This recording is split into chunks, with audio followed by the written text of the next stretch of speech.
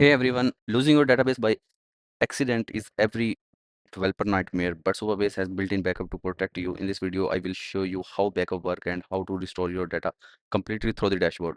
So open your Supabase project, go to the sidebar and you will find the one option database. Once you will click on this, here you will find another option like a backup.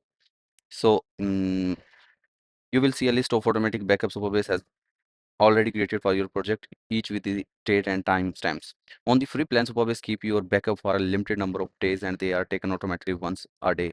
If you are on the paid plan, you get longer intentions, and on higher tiers, you even get points in time recovery, which mean you can restore your database to an exact minute, not just the daily snapshot. This matter a lot if your app is live and handling a real-time user data.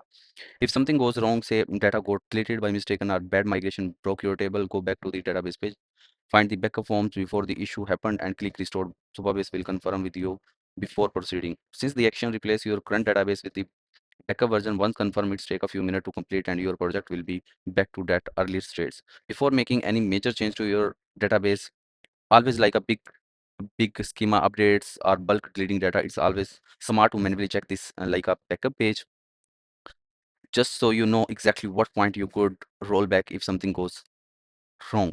And that's it. You know how backup work in Supabase and how to restore your data if something ever goes wrong. If this helps, subscribe for more no code Supabase tutorial and let me know in this comment section which feature you want covered next. See you in the next video. Thank you.